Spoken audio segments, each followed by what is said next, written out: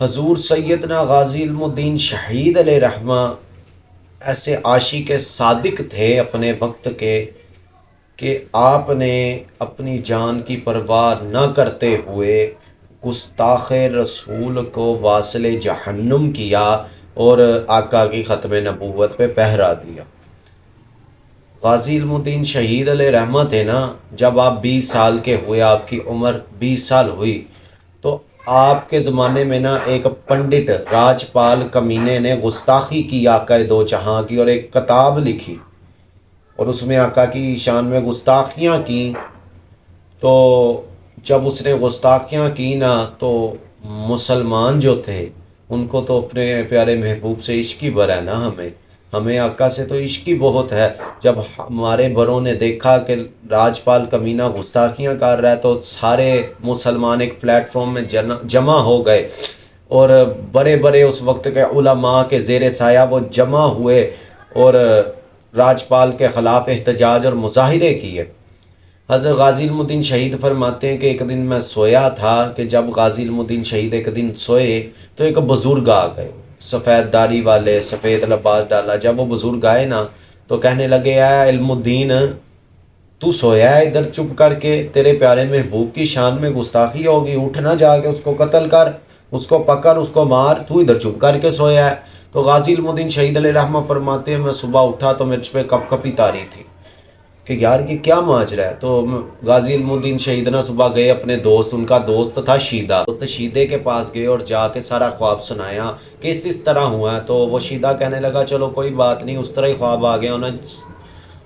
اتنی ٹینشن نہ لو۔ تو علم الدین کہتے ہیں میں اگلے دن پھر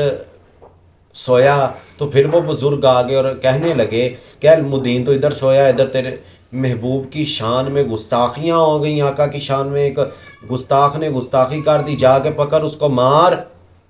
تو علم الدین شہید کہتے ہیں میں نا وہ اٹھا نا تو میں نے ارادہ بنا لیا کہ میں نے راجپال کو میں نے قتل کرنا۔ تو نا غازی علم الدین شہید کہتے ہیں میں مسجد وزیر خان کے پاس سے گزر رہا تھا تو نا ادھر ایک مسلمانوں کے عالم تقریر فرما رہے تھے کہ جو راجپال کو واصل جہنم کرے گا اس کو جنت الفردوس میں اعلیٰ مقام دیا جائے گا اور اس کو ثواب ملے گا۔ تو غازی علم الدین شہید کہتے ہیں پھر میں نے ارادہ پکا کر لیا بھائی راجپال کو تو میں نہیں ماننا۔ تو غازی علم الدین شہید اگلے دن نا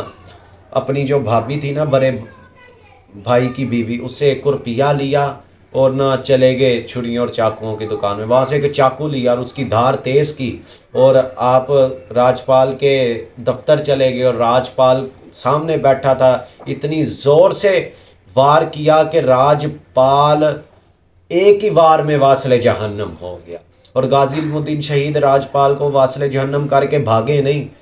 تھانے گئے اور اپنے آپ کو ادھر گرفتار کرا دیا کہ میں وہ نہیں کہ ہم بھاگتے نہیں ہیں، میں نے قتل کیا، ہاں میں نے گستاخ کو قتل کیا،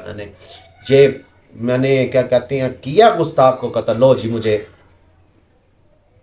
کیا کہتے ہیں بند کر لو۔ تو آپ کو جب جیل میں رکھا گیا، آپ کو پھر میاں والی جیل میں جب منتقل کیا گیا، جب آپ میاں والی جیل میں تھے نا تو قائد اعظم آ گئے، قائد اعظم محمد علی جناح، وہ آپ کے وکیل تھے، وکالت کر رہے تھے آپ کے کیس کی۔ جب گئے نا جیل میں تو غازی صاحب کو کہنے لگے علم الدین تو بس اتنا کہہ دے کہ راجپال کو میں نے قتل نہیں کیا، پوری کائنات کی کوئی بھی عدالت تجھے پھانسی نہیں دے سکتی۔ تو علم الدین ہنس پڑے، کہنے لگے محمد علی جناح ایک ہی تو کام علم الدین نے ساری زندگی میں کیا، اس سے بھی میں پھر جاؤں گا، یہ نہیں ہونا، ہاں پھانسی لگتی ہے لگ جائے لیکن میں نے اس کام